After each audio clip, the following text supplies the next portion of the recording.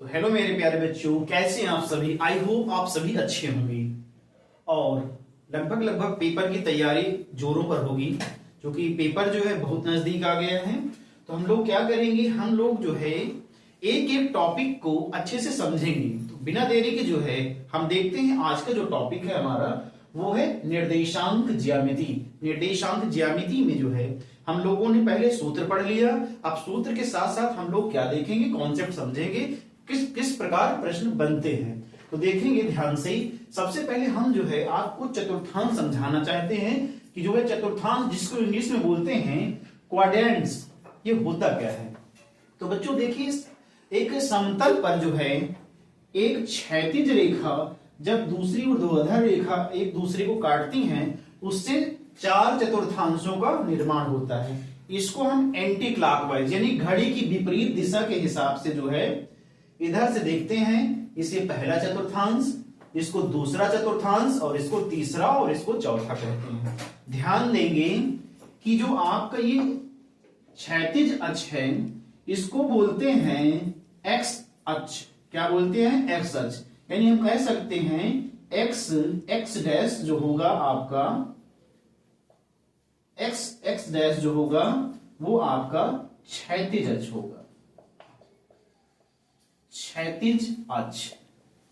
और इसी क्षैतिज अक्ष को जो है हम लोग यहां पे भुज कहेंगे। बच्चों ध्यान देने वाली बात है कि जब भी कोई नंबर दिया होगा तो हम सबसे पहले भुज को ही काउंट करेंगे। अभी हम सब आपको समझाने वाले हैं कैसे क्या होता है। और ध्यान देंगे जो ऊर्ध्वाधर रेखा है इसे हम लोग वाई वाई डैश कहेंगे। वाई वाई डैश को बोलते हैं ऊर्ध्वाधर रेखा, और जो ऊर्ध्वाधर रेखा है इसी को यहां पर हम लोग कोटि नाम देंगे।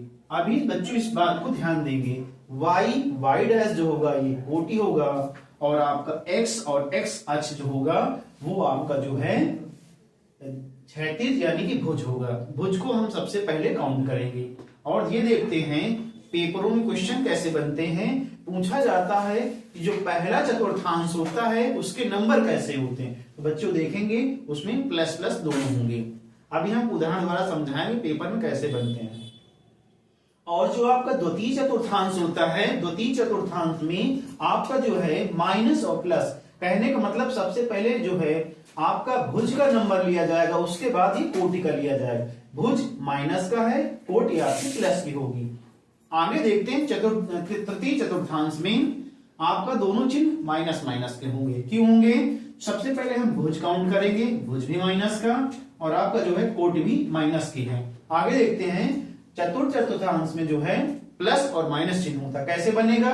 पहले हम भुज को गिनेंगे, भुज पॉजिटिव है, उसके बाद आपका जो है कोटि निगेटिव है, इसलिए जो है चतुर्थ चतुर्थांश के चिन्ह प्लस माइनस होते हैं। अब बच्चों देखेंगे कि जो है प्रश्न कैसे पूछे जाते हैं।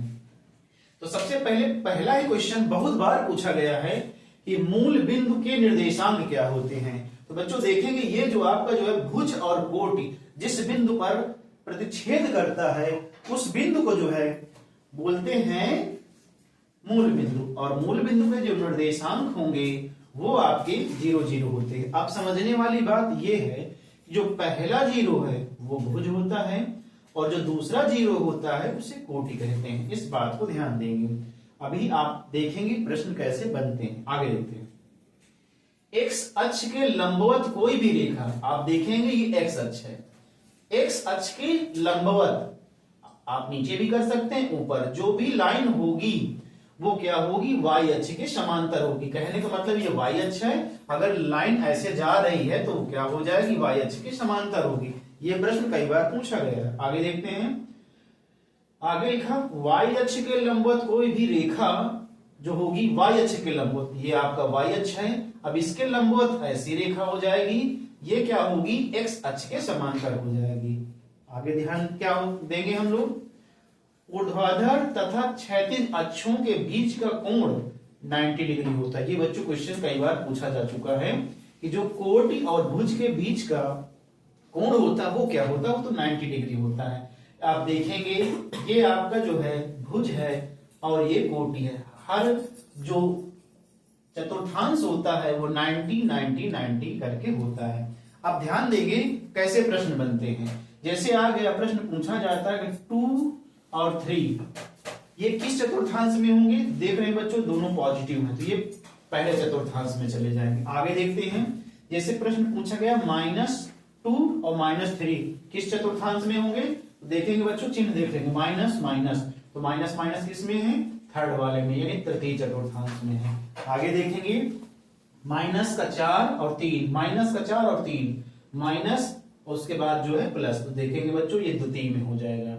8 कामा -11 ये चतुर्थांश का है। इस प्रकार बच्चों क्वेश्चन पूछे जाते हैं। अब क्या करते हैं हम जो है इसके डिस्क्रिप्टिव क्वेश्चन देखते हैं, जैसे बीच की दूरी ज्ञात करना।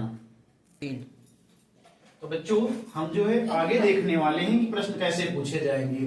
दिया है 2 बिंदुओं के बीच की दूरी निकालो। तो बच्चों कभी भी 2 बिंदुओं के बीच की अगर दूरी पूछी जाए तो आपको पता होना चाहिए कैसे हल होगा।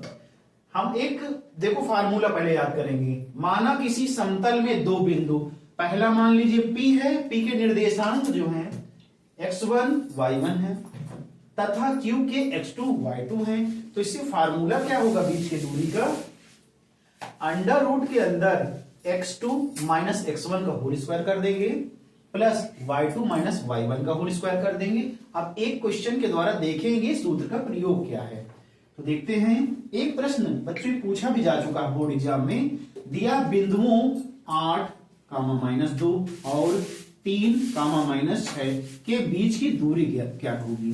तो बच्चों ध्यान देंगे ये जो पहला होता है ये भुज होता है जिसको हम कहेंगे x1, दूसरा आपका y1 होगा, ये कोटि होती है। तो x1 8 है, y1 -2 है, x2 3 है और y2 -6 है। तो बच्चों अगर हम ऐसे निकालना जान गए तो सीधा क्या करेंगे, फार्मूला याद होना चाहिए, x2 x1 का whole square plus y2 y1 का होल स्क्वायर। अब बच्चों बिना देरी की वैल्यू पुटअप कर देंगे, y2 का मान चेक कर लेंगे।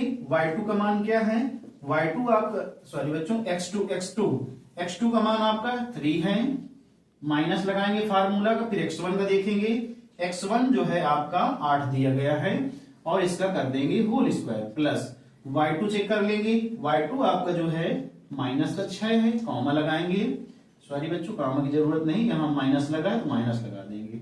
y1 देख लेंगे, y1 -2 है बच्चों, इस बात का ध्यान देंगे, -2, उसके बाद कोष्टक से इसको बड़े कोष्टक से बंद कर देंगे ध्यान से और कर देंगे इसका स्क्वायर। अब देखेंगे 8 से 3 घटेगा लेकिन हो जाएगा माइनस चिन्ह में, तो आपका हो जाएगा -5, उसका करेंगे स्क्वायर प्लस। अब देखेंगे बच्चों यहाँ माइनस का हो जाएगा प्लस का 2 हो जाएगा, प्लस का 2 जब घटाएंगे 6 से तो हो जाएगा आपका माइनस का आ जाएगा 4 और इसका कर देंगे स्क्वायर। अब क्या होगा ध्यान से देखेंगे, 5 का स्क्वायर आपका 25 हो जाएगा, प्लस उसके बाद 4 का स्क्वायर करेंगे तो हो जाएगा 16, दोनों को ऐड कर देंगे, 6 5 11 की 1 और आपका हासिल लगा 1, 2 1 3 1 4, अंडर रूट का 41 इकाई इसका बच्चों करेक्ट आंसर होगा। इस प्रकार हम बिना गलती के अच्छी तरीके से समझ के आराम से क्वेश्चनों को कर सकते हैं। तो बच्चों ध्यान देंगे, हमें फार्मूला याद होना चाहिए और x1 y1 x2 y2 का मान कैसे निकालते हैं ये ध्यान देना चाहिए। तो बच्चों और भी इंपॉर्टेंट क्वेश्चन देखते हैं। तो बच्चों हमारा जो अगला प्रश्न है वो बनता है मूल बिंदु से दूरी ज्ञात करने का।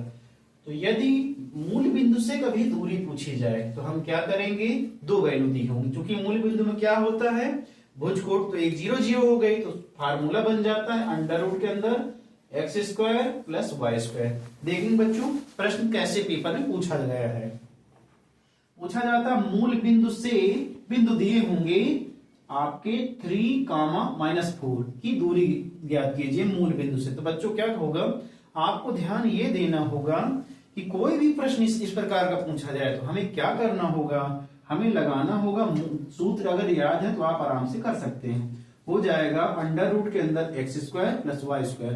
बच्चों ध्यान देंगे जो पहला होता है वो भुज यानी आपका 3 दिया गया है, दूसरा होता है y का मान यानी कोटि वो दी गई -4। अब क्या करेंगे, इसमें वैल्यू रख देंगे, x की जगह 3 दिया है, 3 का स्क्वायर करेंगे प्लस माइनस y की जगह माइनस का 4 है बच्चों, स्क्वायर कर लेंगे इसका।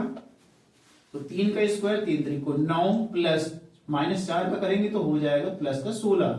दोनों को ऐड कर देंगे तो हो जाएगा 25 और 25 अंडर रूट 25 जो होता है बच्चों 5 यानी कि 5 का स्क्वायर होता है। तो हमारा हो जाएगा 5 इकाई इसका जो होगा करेक्ट आंसर होगा। ठीक है बच्चों, तो देखते हैं अगला प्रश्न। तो बच्चों हमारा जो अगला प्रश्न है वो बोर्ड एग्जाम में पूछा गया है। पूछा क्या गया था कि यदि बिंदुओं 5, 3 और x, -1 के बीच की दूरी, बच्चों ध्यान देना 5 मात्रक दी गई थी। तो पूछा गया था कि बच्चों जो x दिया गया इसका मान क्या होगा। इस कंडीशन में क्या ध्यान देंगे हम, देखेंगे हमारा x1 y1 यानी x1 आपका 5 हो गया, y1 3 हो गया। उसके बाद जो x2 दिया गया है वो आपका x ही है और y2 जो है वो -1 है। अब बीच की दूरी 5 मात्रक दी गई है। ध्यान देंगे जो दूरी का सूत्र होता है, दूरी का सूत्र होता है अंडर रूट के अंदर x2 - x1 का whole square plus y2 - y1 का होल स्क्वायर। तो बच्चों ध्यान ये देना है, हम वैल्यू रखेंगे इसकी। बच्चों ध्यान देंगे सबसे पहले दूरी 5 मात्रक दे दी गई है और आगे देखते हैं x2, आपका जो x2 का मान है वो x ही है, माइनस लगाएंगे सूत्र का, और उसके बाद x1 का मान आपका 5 मात्रक है, इसका कर देंगे स्क्वायर प्लस, उसके बाद y2 का मान आपका -1 है और फार्मूला का माइनस लगाएंगे और y1 का मान आपका 3 है। बच्चों बहुत ध्यान से यदि हम प्लस माइनस समझ गए तो हम आराम से कर सकते हैं। हमने बच्चों जो है आपकी सुविधा के लिए अपने YouTube channel star mom academy पर सूत्र का जो है एक सूत्र सागर के नाम से जो है हमने पूरे सूत्र कक्षा 10 के जितने भी इंपॉर्टेंट सूत्र हैं उसको हमने आपकी सुविधा के लिए चैनल पर रख दिया है। और क्या करेंगे, नीचे जो है हमारे YouTube चैनल पर डिस्क्रिप्शन दिया बच्चों, आप उसमें जाएंगे और देखेंगे कि हमने जो है जो सूत्र सागर दिया है बच्चों पूरे चैप्टर का A to Z सभी का जो है कक्षा 10 का दिया गया है। तो बच्चों अब देखते हैं इस क्वेश्चन को कैसे सॉल्व करना है।